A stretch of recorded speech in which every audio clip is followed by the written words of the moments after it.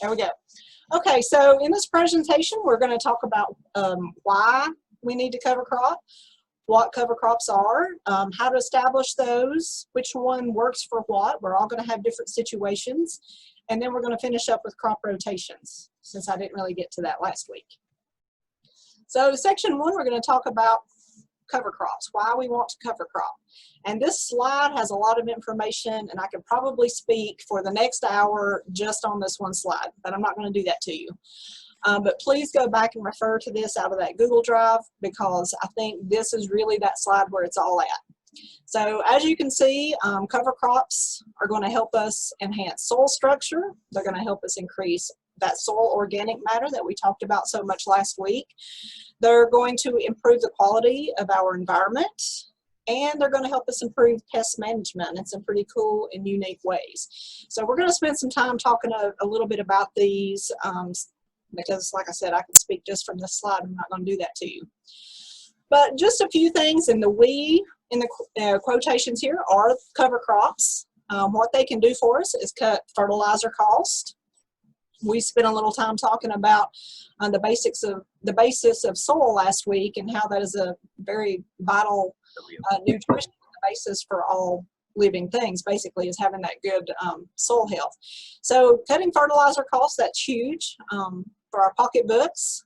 It also, they help us reduce the need for herbicides. Many of you I know are organic gardeners, and you don't like utilizing anything umbrellaed under pesticides, so this is a good way to do that. They're going to help improve crop yields, because again, they're optimizing our soil health. And they're going to prevent soil erosion. They're going to help us conserve soil moisture. It's going to help keep us at a pretty even and consistent temperature through the growing months. It's going to help us protect that water quality, and in the long term, help us safeguard our personal health. So to get us started, we can see your notes pages too. Oh, you can? Yeah. Well, what have I done wrong? I don't know. I just thought it might be bigger if we didn't. Okay, that's very true. So let me try this again. We are going to do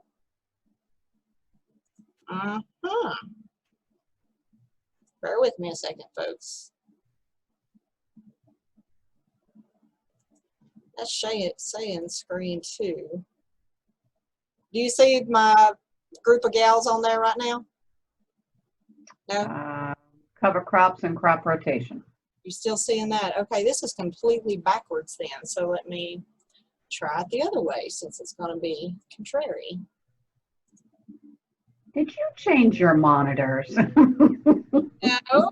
Now what do you see? Black screen. There you go. There's you and the girls. Oh yeah, it's completely backwards. That's alarming. Okay. Now I don't really know where I was at. Let's see what this does. There we go. There we go. Good. All right. Sorry about that. Thank you for telling me that. Sure.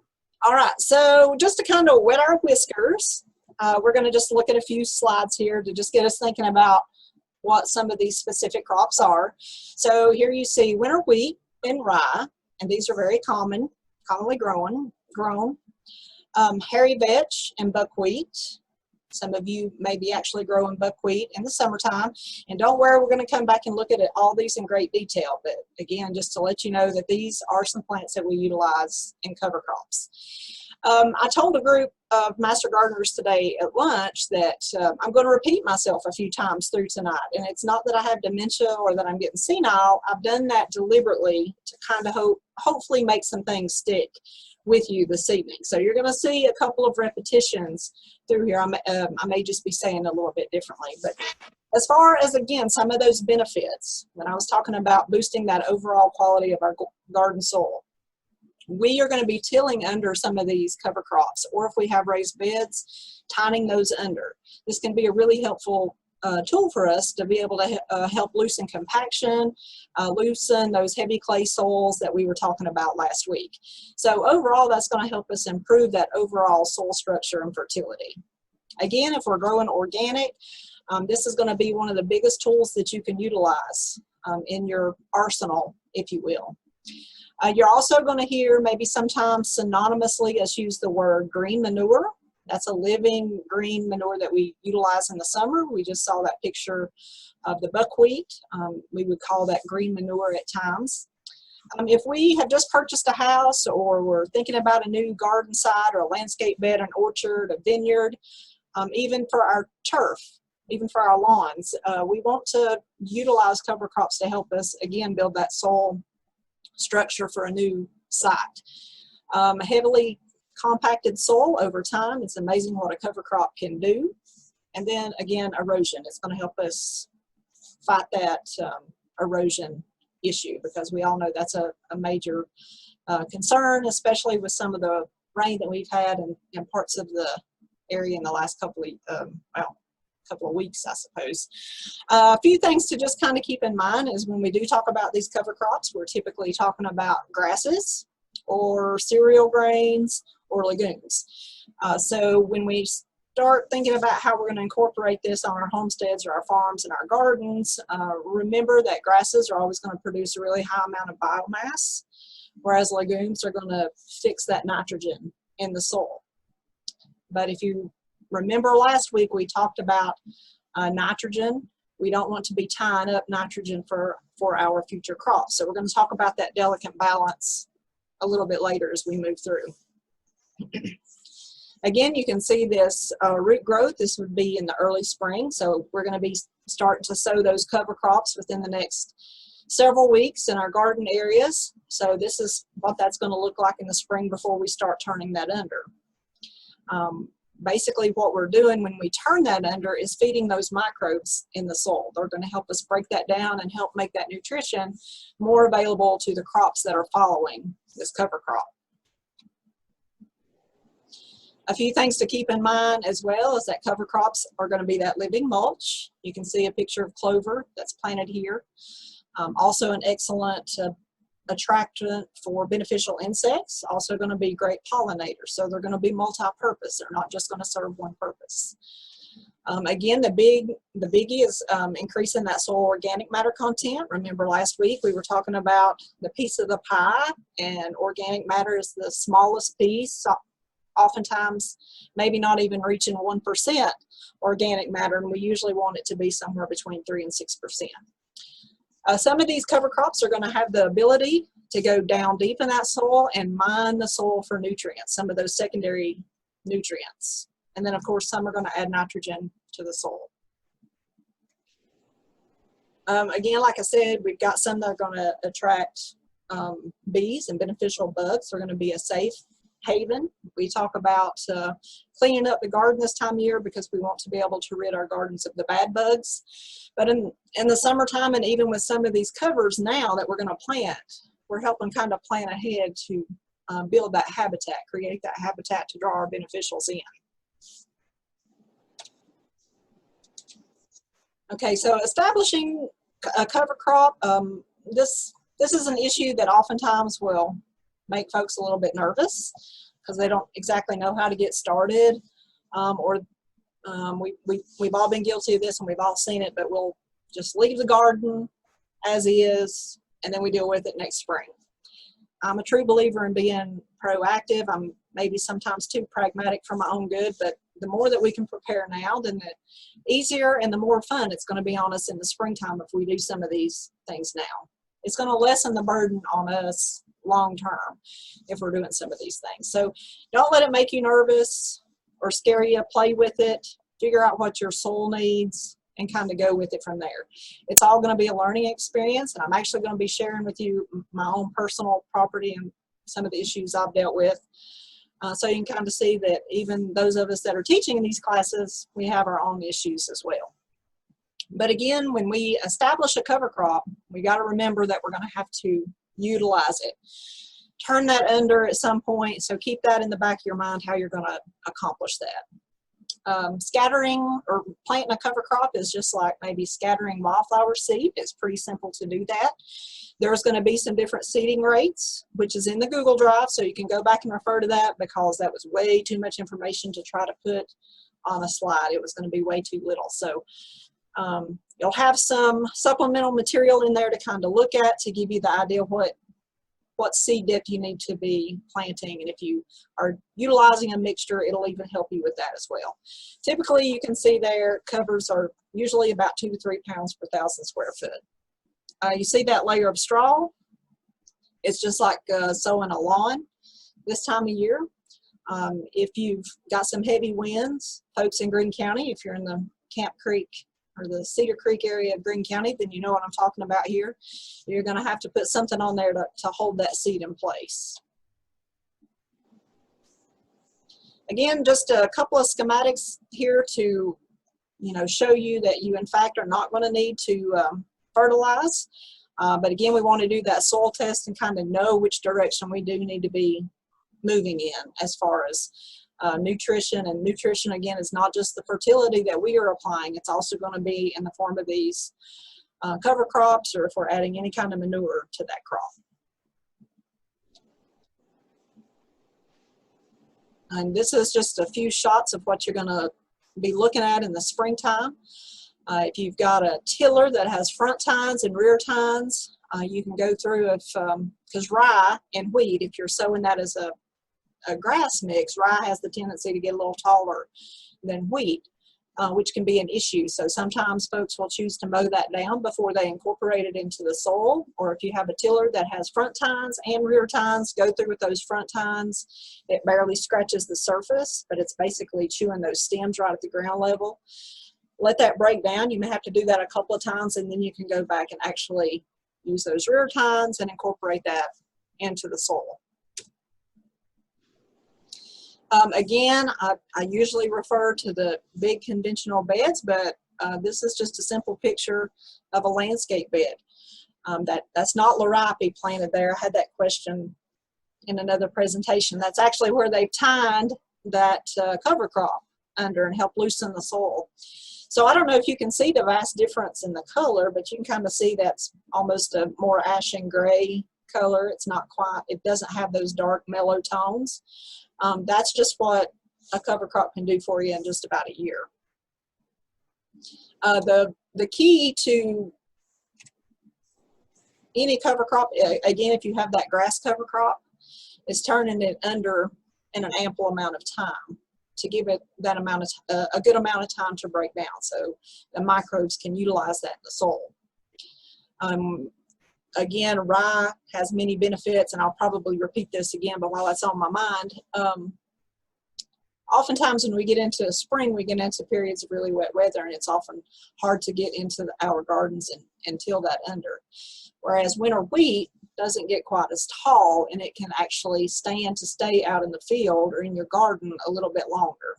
So if you are in an area that you have really wet springs, that may be something to consider.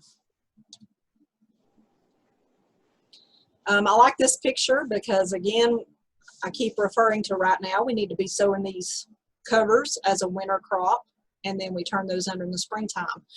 But do remember that we can have living cover crops throughout our production month. Some folks will even go in now if they're planting brassicas, which this is buckwheat, but some folks will actually go in now and plant oats because it'll come up really quickly. It's going to be like a radish almost. It'll germinate in 2 or 3 days, 4 days. And it can help smother out any kind of weed pressure that you might have right now in the fall if you're growing some of these cold crops. See, I jumped ahead of myself. You can see there that tiller. I often tell home gardeners that it's a really good purchase to have that if you're going to be growing in the ground. Again, if you're in the raised beds, don't neglect those raised beds. Continue to build that soil. We don't want to be just going and buying in bulk bags from Lowe's or Walmart or the local hardware store. We want to continually be able to create soil health and wealth. All right, so let's talk about a few of these cover systems. And again, this is going to be in the Google Drive. This particular schematic here, and you'll notice there at the top that it says ufseeds.com. So if you want to be able to access that, you can. You'll notice there at the top we've got several different columns, and which one of or which cover crop does what. And you'll notice that many of them are going to fall into several categories. So this is a really good reference point, really quick to look at. Another one of our master gardeners gave me this last week. It's the cover crop periodic table, so it kind of coincides with what we were discussing there last week. And again, just depending on how you learn, you've got a couple of different Ooh, chickpeas. No. that you can refer to there. All right, so I've been kind of talking about biomass and that fine balance, and we didn't really get into a lot of this last week when we talked about soil, but it's something that's going to be really critical to consider as we start determining which one of these covers that we're going to utilize. So remember that legumes do in fact fix nitrogen, so they're grabbing that nitrogen from the air. They have these nodules on their root system, and that's where they're kind of banking up that nitrogen to feed the soil. Nitrogen is going to be readily available to any of our subsequent crops after having legumes planted. That again is what's going to stimulate the soil microbes, because that is their food source. If that nitrogen source is too low, then they start utilizing nitrogen that's in the soil, and that's not a good thing. That's going to reduce the amount of nitrogen that's going to be available for our next crop. So when all of this occurs, we umbrella that under a mobilization. And that word is spelled wrong. I just realized that. Mineralization, that's when those non-legumes, any of that grass biomass I was talking about, they're utilizing the nitrogen. If the nitrogen's too high, microbes, our population of microbes in that soil, they're not going to be able to eat that much. So it's going to be released. But that's where that increase for our next crop is going to come from. That's what we call mineralization. Both of those words are spelled wrong, so I don't know what that's about, y'all. Sorry. Do know, too, that if you're growing a legume as a cover crop, that it's going to be optimized at the flowering stage, the amount of nitrogen that you're going to get from that. All right, so taking it a step further, we're going to look at some different types of those cool season annual legumes. Again, you've got these as a reference point. There's going to be additional additional materials in the Google Drive. And one of my favorites is this book from the Sustainable Agricultural Research and Education Foundation. But I've got a downloaded copy of this book in that folder for y'all. So a lot of good resources to pull from. Okay, so crimson clover. The really cool thing about this, we've been talking about how they're grabbing that nitrogen from the air and fixing it into the soil. Well, their contribution is going to be about 70 to 150 pounds per acre of nitrogen. They're going to grow really rapidly in the springtime. When you plant them this time of year, you're going to think, well, that didn't work out too well. But it's going to be one of those things that we're really going to see take off in the spring. You want to be thinking about seeding this now. It needs to be seeded 6 to 8 weeks before our last frost. This is one that's going to mix really well with some of our grasses and other legumes. You can see there from this picture, it is going to be a great pollinator plant. It's going to be a great pollen source for the bees. In row middles and blueberries, I think in Alabama, they've proven that planting the crimson clover actually increases the yield there. So also we would consider that a companion plant. It's not very winter hardy, so for those of you that are riding a little bit further north, I know we've got some folks from Maine and New York, Ohio on here, even some parts of northern Kentucky are going to be on that line. So if crimson clover is one you want to grow, then you want to look at some cultivars. Dixie, Chief, and Kentucky Select are going to be a little bit more cold hardy. If you have a really high pH soil, which we don't see typically here in East Tennessee, crimson clover will not perform very well on that, but there may be some areas that are going to ride high in a pH, so crimson's not going to do quite as well there. If you have a poorly drained soil, we want to use a different cover crop for that. Crimson clover is not going to perform. It might germinate, but it's not going to succeed. Maybe one of the bad issues for crimson clover is that it is a secondary host for the earworm, and the boll weevil, the bollworm. So many farmers along the Mississippi River farming in those delta areas have helped eradicate the use of this as a cover crop just for that very reason. So if you're growing sweet corn in high amounts, be aware that it can be a secondary host for the earworm. Through this picture in here, it's very colorful. First of all, you can see that would be a sanctuary for our beneficials, but at the same time, a lot of functions going on here. Number one, we've got the vetch and the clover that are going to help fix that nitrogen. We've got rye, which is, we won't talk more about that, but it has an allelopathic effect, which is going to help suppress weeds from germinating in the spring. Radishes and turnips are both root crops, so if you have some heavy clay soils with some compaction issues, those are going to help break up the soil.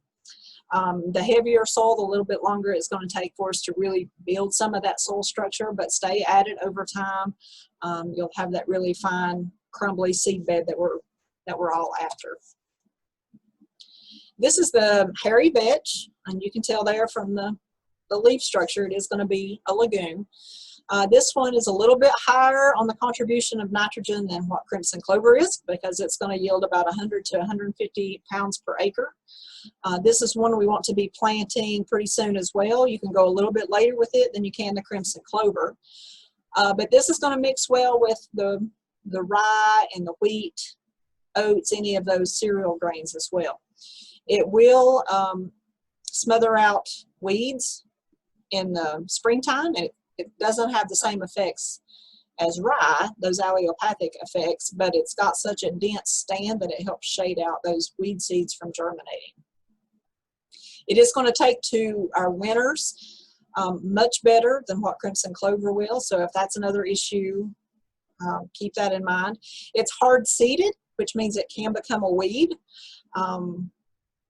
So if you don't want this to be an issue, again, it's a great tool in our toolbox, but we need to manage this pretty consistently. Otherwise, this stuff will grow everywhere, because there's different species of vetch that they do in fact utilize, like in strip mine reclamation, that they're using in our highway medians. So it is very, I don't want to use the word invasive because it's not invasive, but these vines can actually get about 12 foot long. And if tillering is an issue, they can get what I call warbled up in those tines, so be cautious of that too. If we've got a crop that requires a lot of nitrogen, that's going to follow our cover crop. So again, think corn, because corn is grass, or any of our brassicas, which are broccoli, cabbages, cauliflowers, any of those leafy greens, those are high nitrogen users. So following vetch with those is going to be really good, because it's going to help feed that soil. This is another one that we've seen higher occurrences of corn earworm as well. Winter peas, this is going to yield a pretty high amount of nitrogen. About 300 pounds per acre have actually been reported. They don't use a lot of water, which makes them pretty good, but they're not going to be as winter hardy as what the hairy vetch is going to be, or as the crimson clover. And you heard me talking about crimson clover, that once we start getting into Kentucky and points north, then the crimson clover could be an issue. So winter pea would definitely be an issue. Lupines, we're starting to see this emerge maybe as a newer type cover crop. Of course, we often think of lupines as a forest flower, but it is a member of the pea family, which is also going to make it a legume. So it is going to contribute about 100 to 150 pounds of nitrogen per acre. The thing about lupines, again, if we don't manage those, and I keep saying that repeatedly, but because we don't want to just plant these and let them go, we do have to manage them. They do have a really extensive taproot, which is going to make killing it mechanically a little bit tougher than some of our other cover crops. It's not going to be quite as winter hardy as that hairy vetch that we were just talking about, or the crimson clover, so some of us may be straddling the line on that. All right, cool season non-legumes. We'll run through and talk about some of these. Again, just remember, if we are growing only grasses, which we're going to look at in the next few slides, if you grow those to maturity, then we're going to have this huge amount of residue, and when we do that, then that's reducing that amount of nitrogen for the next crop. So remember that. That's another reason mixtures, we really try to encourage that for home gardeners, to make sure that we're kind of evening out that delicate balance. But again, if we kill that grass earlier, go through, tine it under, or chop it up on the top, we can even add cow manure or even synthetic fertilizer, and that's going to help speed that up, or just by mixing with the legume when we plant. Radishes, we're starting to see higher occurrence of these as well. You can see that long taproot there. So if we have a really heavy clay soil, then this is really going to help with some of those compaction issues. It's also going to help us control some of those winter annual weeds that we see. The benefit here is that it's going to capture the nitrogen. Like right now, we're going to be planting these radishes now. So they're going to capture it now, they're going to store it here in those roots, and then they're going to utilize it in the springtime. So they're not going to use it through the winter months when nothing else is growing. For those of you that remember last week when we looked at a few erosion pictures and there was a lot of rocks laying on top of the field, you know, that's more than likely been a result of deep plowing. The cool thing about radishes is that they're able to subsoil naturally without having to use some of that mechanization. They're actually going to bring those rocks to the surface. There has been some research conducted that shows that it improves yields of some of our row crops like corn. The bad thing here is they are not winter hardy, so you can see there that they've all died back. Winter kill is what we refer that to. When they do die back, they stink really, really bad. I mean, it's pretty prolific, so just be aware of that. Don't be alarmed. It just stinks really bad. But when temperatures drop into the mid-teens for several nights in a row, this is what we'll usually wake up to after 3 or 4 nights.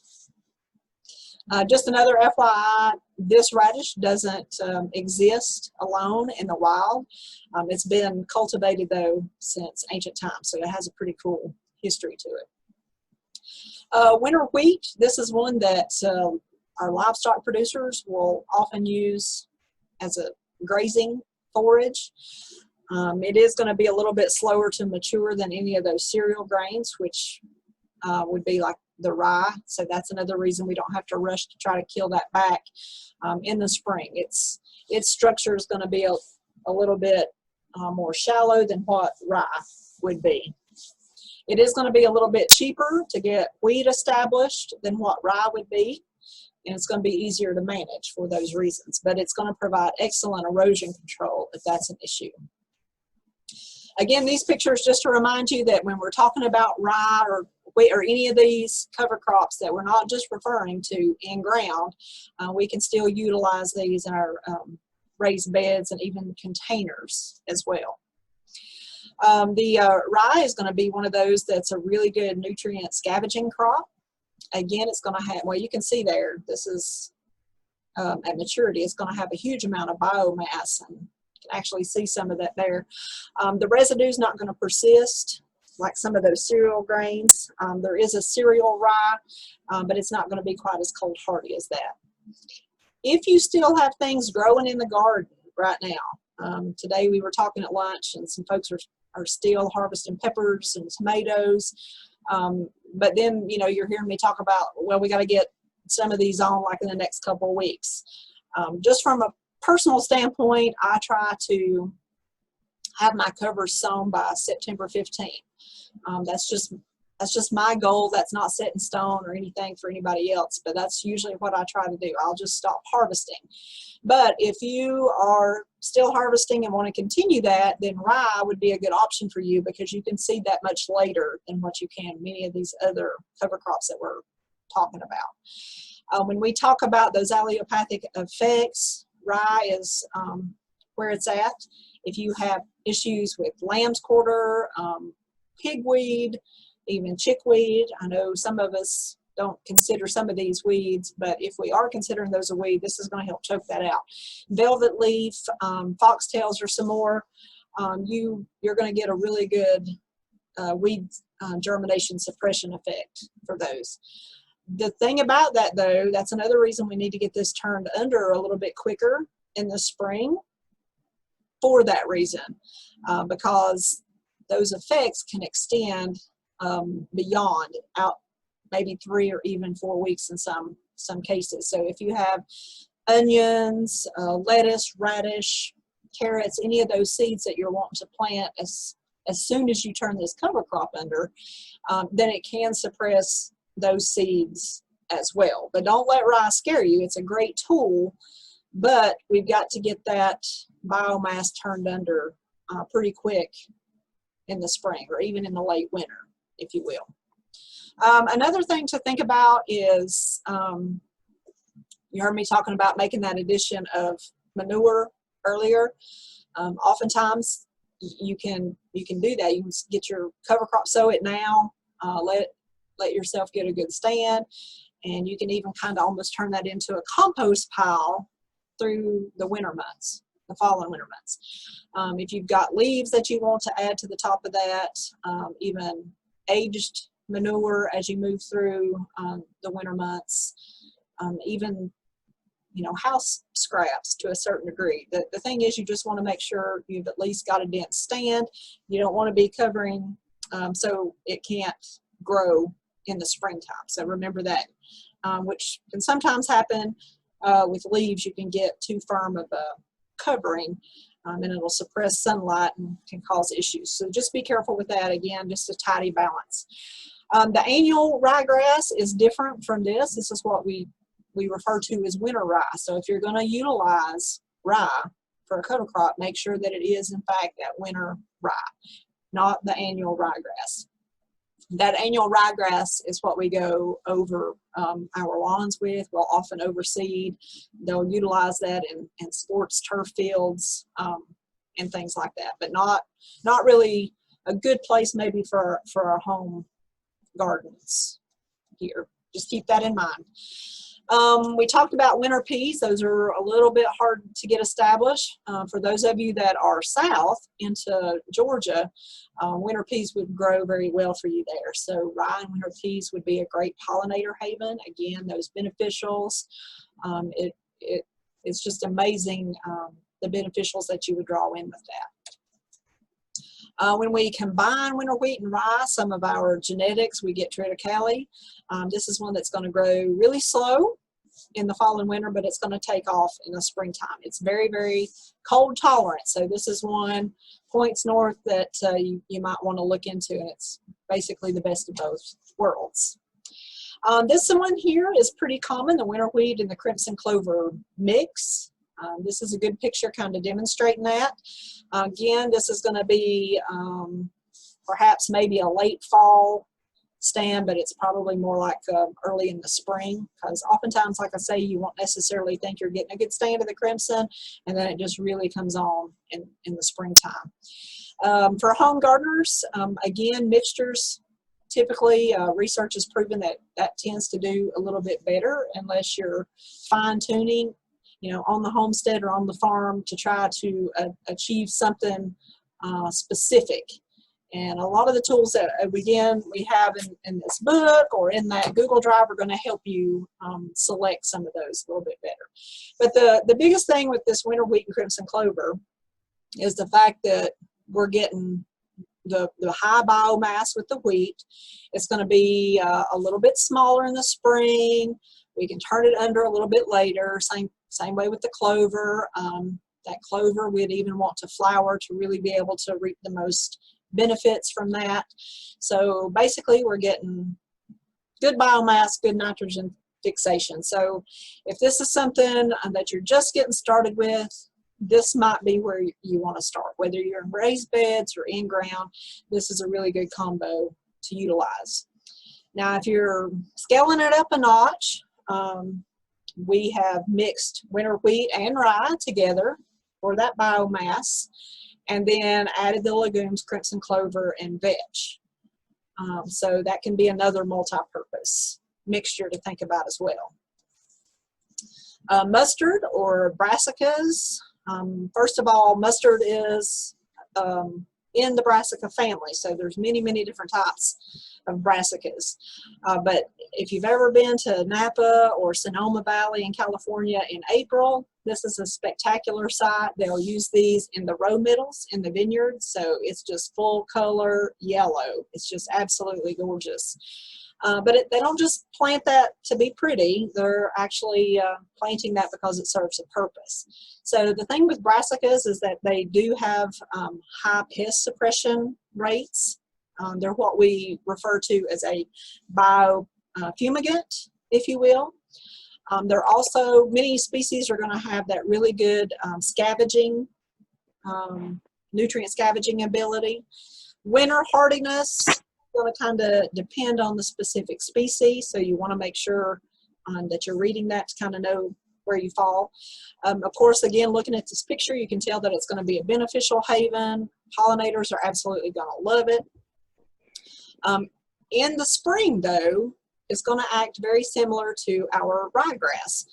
It's going to help us shade out, if you will, the foxtails, any of those small seeded annual weeds. So foxtails, pigweed, some of our nightshade, barnyard grass, but just bear in mind when it comes to the brassicas that mustard doesn't work quite as effectively as some of the other brassicas.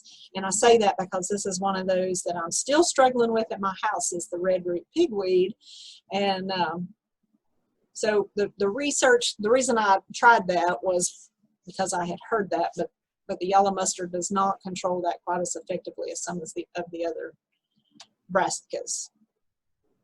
So this here is a picture of the turnips. It's going to act very similar to those radishes we saw a little while ago. Of course, this is not East Tennessee. You can tell from that right there, but it does provide a good shot of what those turnips look like, because again, we'll have livestock producers utilize this as a grazing tool, even in our small ruminant sheep herds. We've got local folks that utilize that. It does help increase the infiltration because of the roots. It does die back at about 25 degrees, so turnips are going to die quicker than what radishes would. That's any kind of issue. When we talk about infiltration, just to throw that word in to remember from last week, those big roots are going to help break up those aggregates in the soil, and it's going to provide a means of channeling for that water to run through the soil better. Okay, moving on to our warm season legumes. These are going to be things like even hyacinth beans. I put that in there just for fun. And you'll notice there crown vetch and red clover. So we've talked about hairy vetch and crimson clover a little bit earlier. So make sure, again, as you're studying these cover crops and you're referring back to those charts, that you know which specific clover or vetch or rye that you're going to be utilizing. We don't want to make the mistake of planting the wrong one, thinking that we're getting this benefit, and we're like, what in the world is that plant doing? So just keep that in mind. The warm season legumes, of course, legumes are going to actually even have a high biomass for some of these and good nitrogen production. They are going to mix well with those warm season grasses. They're going to provide some of those allelopathic effects and pest suppression. The thing about the hyacinth beans, I'm not trying to encourage you to go out there and plant those, because those can run rampant too, but you can tell that they look a little bit like the pea blossom because they're going to be in that same family. It is a perennial, so you got to be careful with that. It's only going to be terminated through a really, really deep freeze, or if we're tilling that under. But it is a pretty durable workhorse for the garden. Cowpeas, you can see there, looks very similar to a green bean. This is one of those that would be an excellent summer cover crop. They're going to start out really well in the drier, warmer soil of the summer. So we're not having to worry about trying to get these planted like regular peas. But because they do look like a green bean, the reason I pointed that that out is because when we plant green bean seeds in the garden, remember that soil temp needs to be just right, about 65 degrees. Same thing here. So this is not one that we want to utilize until we get active in that summer growing season. But once you get those planted, they'll take off and they grow pretty rapidly. They love heat.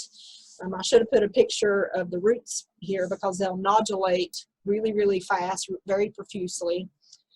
They do attract beneficials in the active growing season, which is another good advantage to using them. A lot of our vineyard and orchard floors will use cowpeas. So some of you that are growing a few fruit trees or grapevines may want to consider this. If you are going to grow in those areas, just bear in mind that mildew can sometimes be an issue on the cowpeas, so you don't want a really heavy, dense, shady canopy. You know, and some filtered light would do best, and some good airflow to keep the plant dry. If you mow, I've not really mentioned that up till now, but many of these you can mow over and they're just going to continue growing. But if you mow cowpeas, it doesn't necessarily kill them, but that vegetative growth, the running like a bean, it just stops. So bear that in mind. This is not going to be one that you can go out there and just mow back and think it's going to bounce right back like some of the others. If you let these form pods, they can attract stink bugs. So if stink bugs have been an issue in your garden, be a little bit leery of the cowpea. Now, we're going to look at buckwheat here in a few minutes. I've already showed you some pictures of that and we've talked about it. But cowpeas are going to go or grow very well with buckwheat. So keep that in mind. The other cool thing about cowpeas is that within about 6 weeks, because again, we're planting them in the hot part of summer, you can actually turn those under. They'll reach full germination. You can reap some benefits just in about 6 weeks. So if you're wanting to do something kind of quick, a quick turnaround in your garden, build a little area up, this might be a good solution to that. I threw soybeans or edamame in here. If you are growing the edamame, you could consider it maybe a cover crop of sorts, if you will. We've all heard about the Three Sisters garden, and you can kind of see a little bit of that here. But if you're growing sweet corn or anything for truck markets, the farmer's market, whatever, you're growing, you know, not large scale, but not small scale, just a few plants either. You can plant soybeans or edamame or even those cowpeas in the middles of your corn. And it'll basically help fix nitrogen to the soil because, again, corn is a heavy nitrogen feeder. This one here, alfalfa, is, again, a livestock forage feed. It's only going to really do well for you in well-drained soil, so this might be something to consider if you've been utilizing cover crops previously. It's, like I said, this is not alfalfa, I'm sorry, it's crown veg. I'm sorry, wonky. But some people will utilize the alfalfa, again, I don't have a picture of that in here, as that livestock feed, but the reason I didn't put that in here is because usually you want to get that established, use that for hay production for feed, or a rotational type tool for large scale cropping usually. So the crown vetch, this is the one that you're going to see pretty prolifically again, strip mining in those road medians. It can pretty much grow anywhere. Again, it's going to be considered a living mulch. It's going to have those really long viney structures. I don't know a lot of people that are utilizing the crown vetch in those summer rotations just because of that binding structure. It can be a major issue. The other issue with it is that it does take a little while to get growing, to get it going. The warm season non-legumes, and we've already kind of mentioned some of these, of course, buckwheat. If you've not already picked up on it, I'm a big fan of buckwheat during the summer months. But a couple more to mention is millet. You can see there kind of on that stake I cut the pea off, but pearl millet. We don't necessarily maybe always think about growing that here in East Tennessee, but it does yield a pretty high amount of biomass. It's going to be very drought tolerant. It's going to love the heat in any area that is low fertility. And one of the reasons I tried to choose this picture here is kind of show you that almost yellowish red cast to that soil. We don't see that really dark, deep brown, which indicates to us a high organic matter content. So millet can help with some of those issues. Sorghum Sudan grass, this is one that some of our farmers, homesteaders are starting to incorporate. It is going to mature pretty quick, 45 to 50 days. That plant height is going to reach about 3 foot, so it can be rather tall, but you'll notice it's not quite as dense as what we see that ryegrass to be, or what that winter wheat would be. It is going to yield a pretty high biomass though, again, so if we're only looking to really increase our soil organic matter content, it would be great. Weeds hate this one. Again, this picture is going to show you that 2 ways. Number one, when it's established, it's going to shade out weed seeds from germinating. When you start crimping that down, then of course we get that shade cover. There's not a lot of weed seeds that are going to be able to germinate through that. It's also going to help with nematodes and some of our other pest suppression tactics. Here's the buckwheat. That's not the best picture in the world, but just to kind of show you its stature when it's getting established early. It does grow in about 45 days, again, making it really suitable if you're wanting to continually utilize that in the garden. You can almost do successive plantings throughout the summer months. Even as this is kind of small, you can see how that's helping to smother out other weed species. You can also tell there how it's attracting those pollinators and the beneficials. But because it does, each one of these flowers produce seeds, and of course it's reseeding itself pretty prolifically. So be aware of that. Again, you've got to manage these cover crops if you don't want them to be an issue. The other cool thing about buckwheat is that it's going to extract phosphorus from the soil. So when you do that soil test report, maybe you're lacking a little bit in phosphorus. This is going to be a cover crop that can help you reap the benefits of that. It's going to mine down deep and pull that extra phosphorus up for plants to be able to utilize that. Again, it's going to germinate really quickly. And if Canadian thistle is an issue, peppergrass, this can help choke some of those weed seeds out. It's going to thrive in really poor soil. You're not going to have to rely on a soil already that's well drained and managed. It will continue to regrow. If you mow this or whack it down with a weed eater, it's going to come right back for you. If you're trying to attract those beneficials, again, we're in the active growing season, so you've heard me talk about those hoverflies and tachinid and sphaeroalula wasp. All of those love buckwheat. The lady beetle, the pirate bugs, all of them are going to be drawn to the buckwheat. But don't plant this until after the danger of frost in your area, because frost will kill it back. It will stun it back. This is one that we consider a cover crop, the buckwheat mixed with sunflowers and oats. You can see how pretty that is. But it's also, again, serving a purpose. I didn't put oats a couple of slides back, but oats, again, are a very reliable fall cover that's going to winter kill. So again, you can still reap some benefits planting that now and in the next 6 weeks before that first frost actually yields you some benefits. So again, weed suppression and some biomass. Here's another thing with oats. So even though they're going to die back, if you plant those with a legume now, they're actually going to increase the efficacy of those legumes.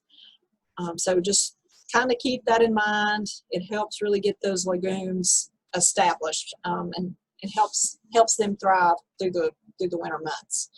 Again, from this picture, you can tell it's an excellent companion plant. It does have those allelopathic effects. It's in the root though. That's where that's at. That's where it's going to be. So even after we time that under, mow that down, you're still going to have some of those allelopathic effects for a couple of weeks. So remember that. This is one that's kind of maybe new on the horizon, or maybe thinking I would never plant sesame as a cover crop, but if you've never grown it, it's kind of a cool plant. When we traveled to Monticello for the Harvest Festival a couple of times, we always bring back seed, sesame seed, so it's kind of fun. This is one that, again, we don't utilize here because of its suppression against nematode. We don't have a lot of nematodes here, but if that is an issue, sesame does work well in that regard. Sesame is one that you're going to want to grow in a little bit warmer conditions, even in those summer months. It does prefer those heat, high humidity conditions. Sesame, even 1 or 2 plants, it's pretty massive, the size of the root zone. You know, I grew it just for fun, not as a cover crop, and went out there to harvest, and it was like, ugh, this is like a tree. They should call this a sesame tree. It was so dense. So just keep that in mind. But that can yield a great benefit if you've got some really compacted soils. So kind of teased you a little bit with a lot of the different covers that are going to be available. And again, depending on which state you're in, or even which area of East Tennessee, what your issues are, that's going to help kind of guide you for what cover crops you need to be thinking about planting. So I put together a couple of questions to ask yourself. And this might be not just for your garden. You know, you might want to ask yourself these separate questions if you are looking to establish an orchard or a vineyard on the homestead, if you're looking to plant blueberries, strawberries, anything that you're looking to, you know, maybe increase your production or go a little bit larger scale. Really think about these, because it's not a one size fits all, even for you yourself. You've really got to pay attention to what the soil is telling you, and then you got to kind of pay attention to what the plants like you're in your garden are telling you, because that's going to help point you in the right direction for what you want to be planting as well. That goes back to that journal that I'm always talking about, y'all, that I harp on about every class, keeping that jotted down, because that also is going to help drive you to some of these specific questions. So if you're just joining us, just getting started with this in 2021, get a notebook and write these things down, because a lot of the decisions that you're making for your gardens are going to, you know, be 6 months to a year out. We've always got to be thinking about what that next step is. Okay, so the questions to ask, is your main purpose going to be to add nitrogen to the soil, or is it going to be to scavenge nutrients and prevent loss from your nutrient cycling system? So again, the main point to remember here, if nitrogen's an issue, again, if you're going to be growing sweet corn, or if you're going to be growing leafy greens or those cold crops, the brassicas, the broccoli, the cabbages, the cauliflowers, then you might want to consider legumes. Or if you've grown that, these legumes can help replenish that lost nitrogen in the soil. Do you want your cover crop to provide large amounts of organic residue? Why would you want to do that? If we're building that soil, again, remember last week we talked about inviting those microbes into the soil, and I'm kind of lumping all those together, because remember we talked about bacteria, we talked about even fungi, of course all of our earthworms and our garden spiders and millipedes, all those things in the soil, even those nasty grub worms that yield us Japanese beetles, they're still helping us create soil tilth. But all of those microbes, that bacteria in the soil, are going to help eat that residue. That's a food source for them. That's going to help build that soil structure to make it more easy or easier to plant in. Do you plan to use the cover crop as a surface mulch, or are you going to incorporate it? So again, I've tried to talk a little bit about some of those things. Some people don't want to be doing tillage systems, so that's conservation tillage efforts. So when we're planting these cover crops, and I didn't go into a lot of that, no-till or strip-till systems, because typically for home gardeners, we don't always necessarily do that. We're utilizing maybe some burn down herbicides to be able to create that effect. Or, you know, we need to have maybe some years experience to be able to manage that if we're not utilizing some of those chemicals. So that's one reason I didn't talk about that. But again, if you're interested in those conservation tillage practices, there's a chapter in that book that really goes into that a little bit more.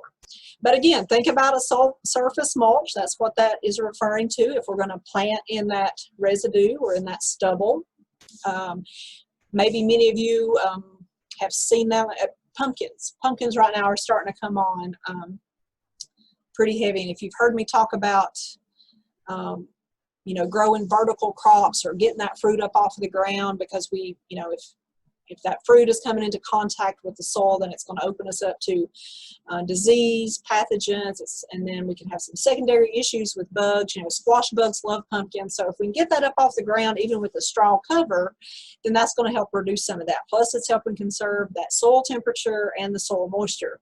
So basically, some of that residue, that surface mulch, that stubble, is going to help us achieve that as well. Incorporating it in the soil. Do you have a means to do that? That can be another issue. In raised beds, again, using the fork to tine that under works really well, but it can be back-breaking work to do that. The benefits far outweigh a broke back, though, y'all. Come on now, get tough. I'm just kidding, but seriously, that can be an issue, so keep that in the back of your mind. Is erosion an issue? Some of you, you know, may be dealing with more erosion problems than some of us, especially in the late fall and the early spring. You know, I mean, if, you know, you always hear me say, never leave that ground fallow, never leave it bare. But even as we saw last week, we can have some of those issues throughout the growing season. That's kind of indicating to us that we might have an erosion problem. Poor drainage, all of those type things can be an issue. Is the soil acidic, infertile? Does it have a low availability of nutrients? That's going back to that talk last week when we talked about the cation exchange capacity, taking that soil sample to know where our baseline is. There are some places even here in Greenville, we don't need to be adding fertility. You know, we spend the money on the soil test, but we've got high amounts of the NP and K naturally in our soil, for instance. So we don't want to be spending large amounts of money on a synthetic fertilizer or an organic fertilizer if we don't need to. That's why that soil test is so critical. But that soil test is going to tell us if we have an acidic soil. If we've got an acidic soil, if it's infertile, if we're having to make a lot of amendments, then that's telling us, well, you know, I need to probably consider, you know, a grass, something with a high biomass, something that's going to help really build that soil structure. Something that's actually going to mine down deep into that soil cover to bring those nutrients up. Compaction, is that an issue? Again, that was something we talked about last week. Mowing over and over and over an area that you maybe plant a garden in. Hello. Even if you're going to use that in raised beds, you know, you still want to make sure that you don't have a compaction issue. So that Sudan grass that I was talking about earlier, some of our different clover species, and I didn't go into them all. All I talked about was crimson clover and red clover, I believe, but there's so many kinds of clover. Even that white clover that some may consider a weed in your yard, you know, me, I just let it go and let the bees use it as a pollen nectar source. But many different clovers out there that you can utilize for a compaction problem. And actually, some of you have heard me talk before that if you have that problem with white clover in your lawn, then that's an indication of a compaction problem, because those clovers are going to thrive in those poorly drained areas. But sweet clover would be one that you might want to look at. The yellow clovers, again, don't worry about jotting this down. You've got a very detailed chart that's going to be in your Google Drive that you can sit down and kind of study the pros and cons for each one of these. Again, if compaction's an issue, those radishes or turnips, anything that's going to throw off that big root is going to help move right through the soil. If weed suppression's your main goal, me, Hairy Gallenzoga, pigweed, morning glories and nutsedge. I mean, if you want any of those crops, then I'm your girl. Just call me and I can hook you up. I was telling Master Gardeners today that that was what I was going to bring to the plant swap. So be very cautious if you see seeds from Melody, because they could be detrimental to your production in the future. But I'm just kidding. But anyway, those are my 4 biggies. So when I think about cover crops, that's what I'm looking at. You know, I want to know what is going to give me the best effects to have on those weeds. And you've heard me already talk that I'm kind of like my own little science project. I kind of divide it up in squares and plant different things to kind of see what kind of effect that I get. But really think about, you know, utilizing rye is going to be an excellent choice, again, because of those allelopathic effects. Again, think about your climate. We're all on here from even Alabama, Georgia, all the way up to points in New England. So really look at those species that's going to do well for you. What we can grow here, some of y'all might not be able to grow. And same way across the state of Tennessee. You know, folks in West Tennessee are not going to be able to, or we're not going to be able to grow some of the things that they're growing out there. The water holding capacity of your soil. Remember that some are going to be like some of the other crops we talk about. Blueberries don't like to be in wet feet. We've got some cover crops that are not going to do well in those situations. Again, have you had any kind of root diseases or any kind of nematodes? Any of those kind of issues that you might need to deal with? Some of these covers can help with those type things, which I hold off on talking again about some of that, because on the small scale in our home gardens, it's often hard to be able to achieve that because it's something we're having to stay after basically 13 months out of the year.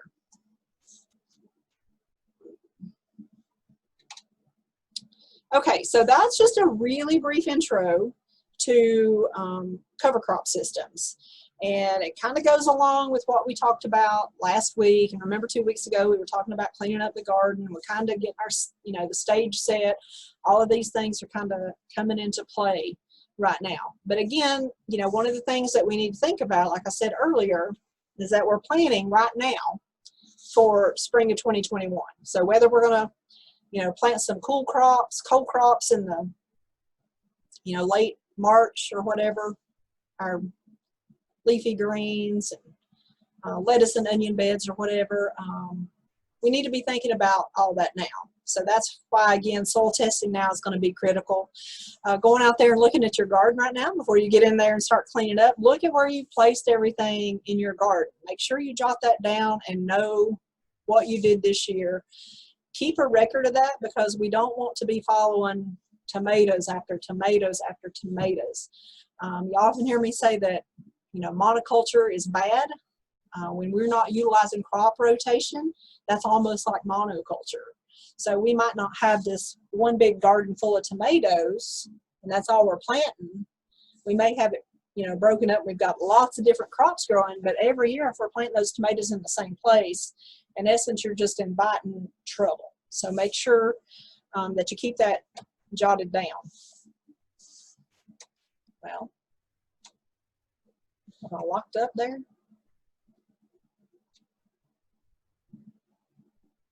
Okay, yeah. So again, crop rotation, you see that little schematic there. It's just helping with nutrient management, healthy crops, disease control. And that's our ultimate goal overall. And again, when we're thinking about taking that soil test, we're thinking about what cover crops to plant, we need to be thinking about what crops we're going to be growing, because all those things, it's like a big old jigsaw puzzle. We need to be fitting those puzzle pieces together. So again, rotating, that's going to help us maintain that good soil health that we're all working really hard to try to achieve, which goes hand in hand again with fertility issues. If we're rotating, that's going to help us be able to control weeds and maybe even some diseases and insects. Think about some of your blight diseases. Insects, they can overwinter. So if we're rotating around, that can confuse your insects. If we're rotating, that's going to help us enhance our soil moisture. It's going to help keep those temperatures relatively stable. It can improve our crop quality and our yields. It's going to, again, reduce soil erosion, increase that biodiversity, improve our water quality, and then it's going to actually help long-term with drought impact. So why do we bother with that? Because when we employ a good rotational sequence, then that's going to be very advantageous to us, both short-term and long-term.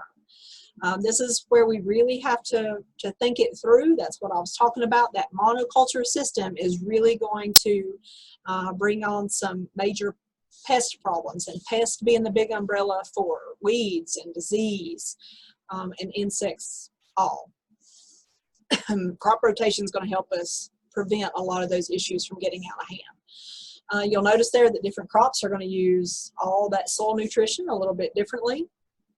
We can alter that though with the types of cover crops that we're utilizing, or not even necessarily covers. If we're planting that spring cold crop, we're going into our summer typical garden, and then we're planting a fall crop and then a cover crop, or even intermixed, if you will.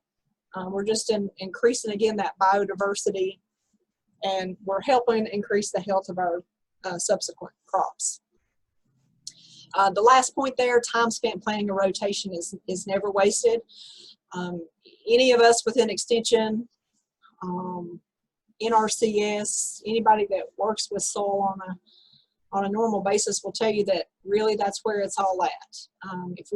If we can't get our soil, if we're not growing good soil, then we're not growing good anything. So that's why, really the push here, pretty much the whole month of August to really emphasize some of these actions. What we do now can really provide those long-term events or yield us those advantages. So how does that all relate? And some of you, I guess, maybe saw this video back in early spring. We talked about crop families a little bit when we talked about companion planting. So if you want to beef up on that, make sure you visit that video, go to that folder in the Google Drive and hone your skills on that, because I'm going to be brief tonight to get us out of here. But the Brassica family, again, we've mentioned several of these tonight to be able to use those as a cover crop. But you'll notice there they do have those allelopathic effects. You heard me mention that radishes and some of those mustards are going to be considered a biofumigant. So keep that in mind. They all are going to have that effect. Solanaceous family, this is where our nightshade family is included. The tomatoes, peppers, eggplant, sometimes okra. Okra kind of floats out there on its own, but oftentimes we'll, in a crop rotation plan, throw that in here just to kind of keep it in rhythm, keep it in sequence, if you will. All your solanaceous crops are going to need a pretty high amount of fertility. Your potatoes are going to prefer a little bit more acidity than some of the others in this family. So just being kind of keenly aware of what these plant families need is going to help you be able to move those around. But the key here to remember is when we are rotating in the garden, we don't want to follow tomatoes with tomatoes, but we don't want to follow peppers with tomatoes either, because as you can see, they're in the same family, so they can all be affected by the same diseases. Same thing with some of the weeds that are in the nightshade family, like the belladonna. All of those are going to be the same host for specific insects and disease. So, if you see some of those in your landscape, then you're going to know that potentially you could have some of the same issues with your garden plants in that same family. There is a more extensive chart in the Google Drive that lumps all of those even weeds in the same family. The Fabiaceae family, that's where all of our beans and some of our peas are going to fall. Everything from the lima beans, the snaps, to the half runners. Again, the Fabiaceae family is popular because they're the ones that are going to be fixing the nitrogen from the air. So again, we want to be following the legume or the Fabiaceae family with something like a high nitrogen user. The Alliaceae family, that's where all of our onions and garlic, leeks, all of those are going to fall. These are a monocot, just to keep that in the back of your mind, because that is going to kind of help you identify where they can grow in sequence. And remember, the Alliaceae family is one of those species of plants. If they're in competition with any type of weed, they're going to shut down on you. You really need a clean bed to grow any of the Alliaceae family. The cucurbits, these of course are going to be anything with a vine. So you'll notice we run the gamut there from squash and cucumber to melons, pumpkins, gourds. Loofah would fall into this category as well. Typically these are going to have a pretty long growing season. The Apiaceae family, and again there's going to be several weeds that are going to fall into this, like the wild carrot, Queen Anne's lace. But Apiaceae is going to be those root crops like carrots, parsnips, celery, dill, all of those we're going to lump into that family. The cool thing about dill is that it's going to enhance your cabbage family, onion, and lettuce, some of those leafy greens. I have a really hard time with this word, so I'm going to call it the beet family. But this is where the beets and the spinach, the Swiss chard, and you notice I put lamb's quarter, which is a pretty prolific weed for us here. So again, some of these weed species are going to indicate to us maybe some crops that would probably perform well in that soil. So keep that in mind too. So if you like beets or Swiss chard, any of those earthy type crops, and you have high amount of lamb's quarter, then that would be a good location for those. But the chard family. Asteraceae family, the artichokes, lettuce, some of those are going to fall into this category. Salsify, which is called the oyster plant because it does taste like oysters. All of those, we kind of break it down, just call it the lettuce family. And then the poa family is, of course, the grass family. Many of our weed species we refer to as poa. Grass is in, or part of that.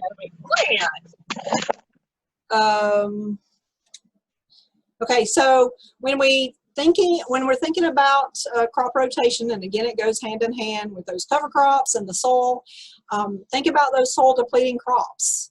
So anything that could, any kind of row crop like corn and soybeans, our vegetables, all of those, potatoes are going to be high users of any kind of fertility. Cereal crops are going to help us conserve, be kind of soil neutral. And then soil building crops are going to be legumes and those grass sods. This is pretty much where we were at all night tonight. So you'll notice their biggest benefit is that soil building capacity. When we start thinking about planting for rotation, remember that those closely related plants are going to be classified in the same family. So even if it's kind of odd, just like the lettuce or the chard family, irregardless, they're going to be in that same family. So we have to consider that when we put this rotation in play. Again, plants within that same family are going to be susceptible to the same pest.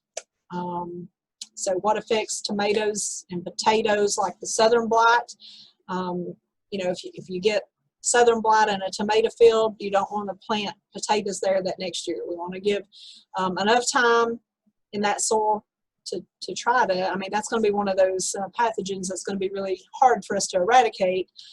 We can deal with it on a large scale, but it's always going to be in that soil. But just keep that in mind. Always going to be susceptible to the same pest. Rotating plants of the same family to different areas of the garden are going to help us reduce those pest problems. So I've just put together some general crop groupings. You've already seen some of those on those individual slides, but just as at a one glance there to kind of see how that falls. When we talk about the crop groups, this is kind of what we're referring to. You'll notice there that fruit is going to be where those solanaceous crops are going to fall. Root crops, pretty self-explanatory, anything that's growing below the soil surface there. But you can kind of see how we lump those together, and that kind of helps us ease the burden of putting that rotation plan in place. So just just the simplest way to illustrate this is just a simple rotation plan. We're basically rotating from cool season to warm season. Even if we're putting that cover crop on right now, we get that turned under and we plant some cool season crops, early, late winter, early spring. And then those are all gone. We come in with our traditional summer garden. We've gone through a pretty simple rotation there through those 3 seasons. The key there is to make sure that those sizes are going to be the same. Some of your cool season crops, we do break those out a little bit from very cold hardy to the moderately cold hardy. So keep that in mind. You'll notice that, you know, some of these like the collards and the radish, spinach, all of those are going to be more cold hardy than the turnips and the broccoli and the beets. So even though, you know, you got broccoli here and cabbage over here, they're the same family. But it's just like when we were talking about cover crops a little earlier with those brassicas. Make sure that you know your climate and what's going to work best for your location. Remember that those cool season vegetables are typically, we're eating the green parts. So anything that's going to be leafy and green, they're going to require a higher amount of nitrogen. They're going to be shallow rooted. If you've ever grown cabbage, you know how it gets kind of big and it starts setting its leaves and it starts getting wobbly. So you're going to have to water those a lot more profusely. Those roots are lying more on the top of the ground rather than going deep. They are going to be frost hardy. Some of these are even going to, the sugars are going to be altered when we get a light frost on them. So some can be a little bit more bitter. Some can actually take the bitterness out. It's just that sugar to starch to sugar conversion within that plant. We talked about the cowpeas earlier. We need a 65-degree soil temp. Soil temp, remember, is going to be different than our arid temperature. So make sure that you know the difference. Keep that in mind, because these cold hardy, cool season crops are going to require a little bit lower temperature to be able to germinate, but then they're going to bolt and die when we get into the heat of the summer. These are going to do really well again early spring, and then you can be going in with a successive planting of those now to last you up until frost. Your warm season crops, again, our traditional summer garden. You can see all those listed there. Typically, because they are producing fruit, they're going to require more potassium and they're going to require more phosphorus. Usually, if you plant, seed these or transplant these, you need a higher amount of nitrogen up front. The thing we want to encourage here is that deep rooted, because they're going to have that big tap root. So their natural tendency is to go deep. That's why we say don't water every single day, because that promotes that shallow rooting. We want to be watering once or twice a week. So remember that with these warm season crops. They are going to tolerate the heat. They can even withstand drought, kind of depending on cultivar. We all know, looking at this one slide, multiple cultivars for each one of these. So again, you know, winter is a great time to be flipping through those seed catalogs and putting that plan in place well. Again, these are not going to germinate in cool temperatures. So like for us in East Tennessee, we don't want to be trying to plant bean seeds the 1st of May. Even if we've had this beautiful weather and we're anxious to get out, it can stunt those bean seeds, or they won't even germinate. So these do like hot. Okay, so that was a really quick introduction to crop rotation. But if you refer back to last week's folder, there's a few slides at the end of Soil Basics that are different from these. So you'll have a little bit more in detail schematic to kind of go by. But hopefully that gives you an idea of how you can incorporate just simple crop rotation tactics and start building on that every year. Because like I've said many times before, we all learn from experience. Every single one of us are in a different situation. So have fun with it. You know, I mean, I kind of complain a lot about my pigweed and my nutsedge and my hairy galanzoga, but it's kind of fun to experiment with some of these different things, figure out what works, see what doesn't work. and you know, kind of report back, and all of those things help guide us to be more successful in all of our gardening endeavors. Don't just utilize this necessarily for your gardens. You know, think about even your landscape beds. Really go out there and pay attention if you're going to create a new landscape bed or an orchard or anything like that, a wildflower bed. Pay attention to what weeds are there. Those weeds can be really great indicators of what kind of existing soil you have, which can point you in the direction of how fertile your soil is, which in turn can point you to your crop rotation tactics and which covers to help build that soil health. So I hope the whole month of August maybe has all come together. It's a lot of information, but hopefully you've got enough tools in that Google Drive to be able to go and kind of put what's specific to you together and kind of have fun. So, you know, as we move through the next several weeks, hopefully you've got the tools in your arsenal to be able to go out there and get the garden cleaned up. Think about planting this fall garden or getting these cover crops on. Start putting that plan in place now for what we're going to do in the spring of 2021. And if we wasn't such a big group and spread out everywhere, I would love to get feedback on that, because it's like, you know what, you've got like 3 weeks before you have to see me again, and a lot of this stuff could be done.